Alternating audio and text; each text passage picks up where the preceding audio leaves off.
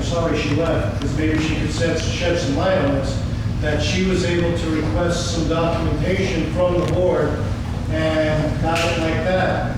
As you all know, and many of our neighbors know, I've been requesting documents by the proper method of requesting, certified mail, to each of the board, attorneys, and the management company since November 2nd, going on 3 months now. And I've gotten emails and communications from legal counsel. I've gotten responses from the management company as to when I might get them. And I've gotten several emails back from Christy Phillips personally until I finally asked her, and the board finally asked her, this is not about a private communication between you and one of the homeowners.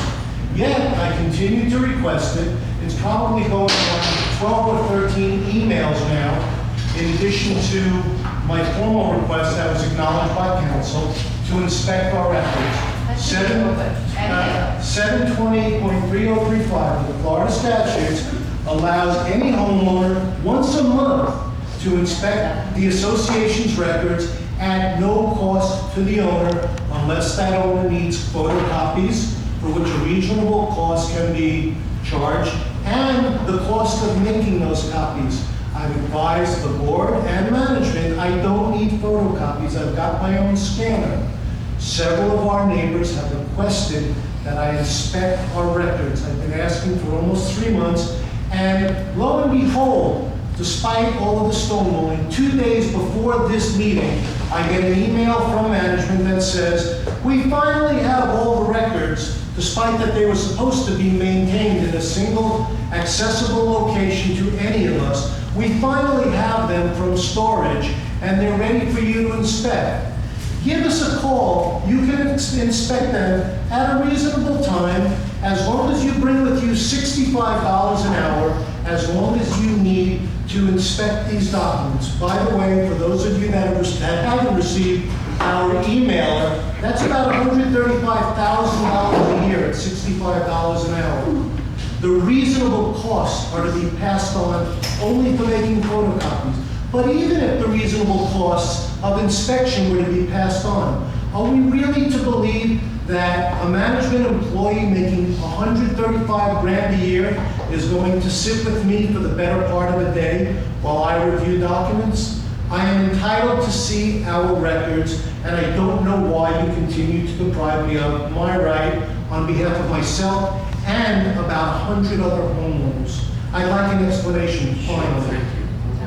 I'll address as many questions as I can. Our understanding, correct me if I'm wrong, is that you have sent an email request. By state statute, you have to send it by certified mail. We have yet to receive that by certified mail.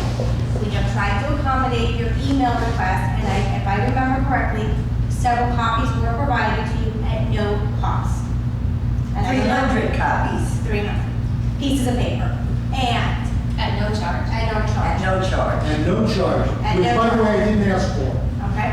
Secondly, some of the items in your request by Florida statute, we cannot release. Some of the items you have requested are legal documents, are legal settlements, other things. Those by Florida statute, we cannot release to you.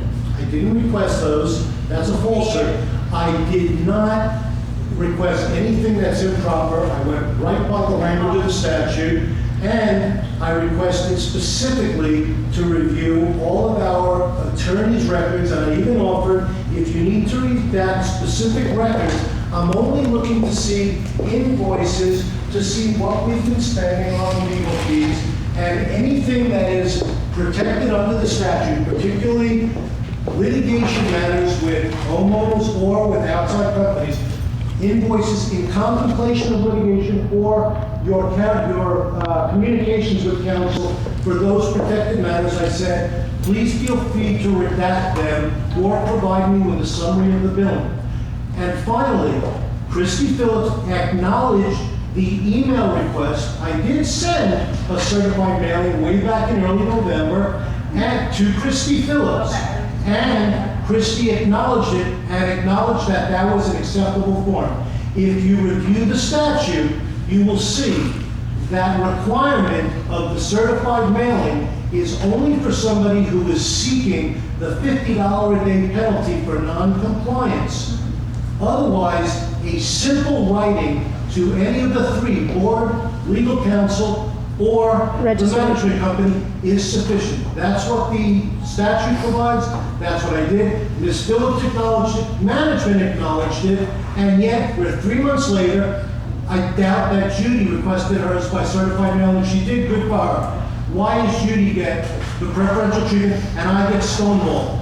Why is there something being hidden from